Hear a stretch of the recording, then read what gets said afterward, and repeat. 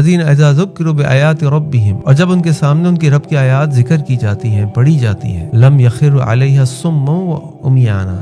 تو وہ ایسے نہیں بن جاتے جیسے وہ گونگے اور بہرے ہو گئے، ایسے نہیں بن جاتے، وہ اندھے ہو گئے ایسے نہیں بن جاتے، بلکہ جب ان کے سامنے اللہ کی آیات پڑھی جاتی ہیں تو ان کے دل لرز اٹھتے ہیں۔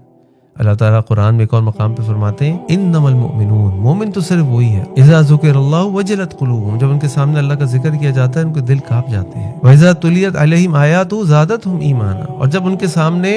اللہ کی آیات کی تلاوت کی جاتی ہے تو یہ آیات ان کے ایمان کو بڑھا دیتی ہیں۔ مومن تو وہ ہوتے ہیں اگر ان کو پتہ چل جائے کہ اللہ تعالیٰ نے اس چیز کو حرام قرار دیا اس سے رک جاتے ہیں، ان کو پتہ چل جائے اللہ کو یہ باتیں پسند ہیں وہ کام کرنا شروع کر دیتے ہیں۔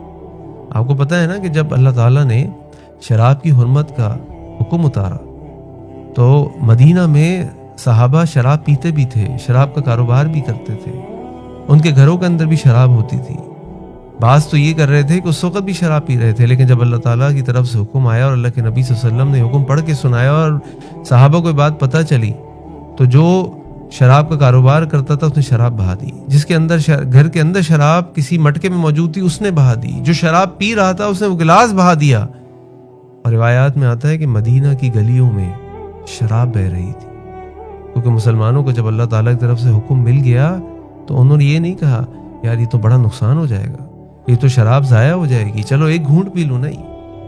جہاں اللہ کی طرف سے اللہ تعالیٰ کی طرف سے حکم آیا فوراً اس حکم کی تعمیل کی، وہ کہا سمعنا واطعنا، ہم نے سن لیا اور ہم اس کی اطاعت کریں گے۔ اللہ تعالیٰ ہمیں ایسا بنا دے، اللہ تعالیٰ ہمیں عباد الرحمن میں سے بنا دے۔ اس کے بعد اللہ تعالیٰ ان عباد الرحمن کی جو دل کی خواہش ہوتی ہے اس کا ذکر فرما رہے ہیں۔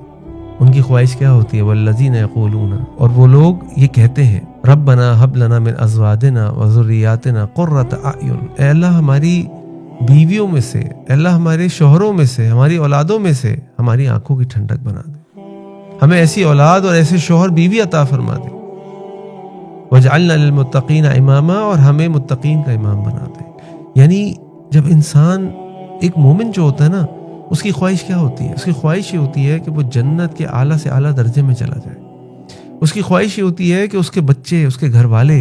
بھی اللہ کی عبادت کرنے والے بن جائیں، عباد الرحمن میں سے بن جائیں۔ تو وہ اللہ سے دعائیں بھی کرتا ہے، لیکن خالی دعا نہیں کرتا بلکہ وہ اس دعا کے مطابق دوا بھی کرتا ہے، وہ اپنی اولاد کی اچھی تربیت بھی کرتا ہے، ان کو پیار محبت سے سمجھاتا ہے، ان کو موٹیویٹ کرتا ہے، ان کو اللہ تعالیٰ کی وحدانیت کے بارے میں بتاتا ہے، ان کو اللہ تعالیٰ کے کرم اور سخاوت، ان کو اللہ تعالیٰ کی قدرت کے بارے میں، اللہ تعالیٰ کی جو نعمتیں ان کے بارے میں، اللہ تعالیٰ کا شکر کرنے کے بارے میں بتاتا ہے۔ وہ یہ چاہتا ہے کہ وہ اور اس کے گھر والے اللہ کی جنت میں آگے سے آگے بڑھنے والے بن جائیں۔ کیسے بنیں گے؟ جب وہ امام بنیں گے۔ وہ خود بھی نیک ہوتا ہے، اپنی اولاد کو بھی نیک بناتا ہے، وہ خود بھی نمازیں پڑھنے والا ہوتا ہے، اپنی اولاد کو بھی نمازیں پڑھوانے والا ہوتا ہے۔ ایسا نہیں ہوتا کہ وہ خود تو بڑا نیک ہوتا ہو لیکن اس کے گھر والے نیک نہ ہو۔ اس کی پوری کوشش ہوتی ہے کہ وہ اپنا کردار ایسا بنائے، وہ اپنے بچوں سے محبت کرے، اپنے گھر والوں کو ٹائم دے تاکہ اس کے بچے، اس کے گھر والے اس کے قریب ہو جائیں اور وہ بھی نیک بن جائیں۔ اور جب اولاد، اب دیکھیں نا، آپ اپنی اولاد کو نماز پڑھتے دیکھتے ہیں تو آپ کو کیسا لگتا ہے؟ آپ کا دل خوش ہوتا ہے، الحمدللہ۔ آپ کے بچے قرآن پڑھتے ہیں، آپ کو کیسا لگتا ہے؟ الحمدللہ۔ آپ اپنے گھر میں جاتے ہیں، آپ دیکھتے ہیں کہ آپ کے بچے آپ سے اللہ کے دین کے بارے میں سوالات کرتے ہیں،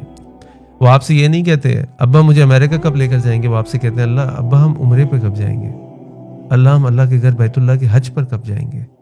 جب ہمارے بچے ایسی بات کرتے ہیں، ہمارے گھر والے خواہش کرتے ہیں تو ہمیں خوشی ہوتی ہے کہ نہیں؟ کیوں؟ کیونکہ ایک مومن کی صفت ہے کہ وہ خود بھی اللہ کے قریب ہونا چاہتا ہے اور اپنے گھر والوں کو بھی اللہ کے قریب کرنا چاہتا ہے، اور یہی تو ہماری کمائی ہے۔ جیسا اللہ کے نبی صلی اللہ علیہ وسلم کی مشہور حدیث آپ نے کئی دفعہ سنی ہوگی، اذا مات الانسان انقطع عملہ، جب انسان مر جاتا ہے اس کے اعمال منقطع ہو جاتے ہیں،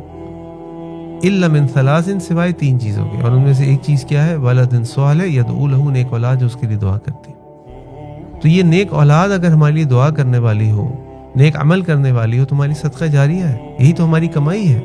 اللہ تعالیٰ ہمارے گھر والوں کو اور ہماری اولادوں کو ہماری آنکھوں کی ٹھنڈک بنا دے اور ان کو ہماری جنت میں جانے کا ذریعہ بنا دے، اور ان کو بھی ہمارے ساتھ جنت میں بھی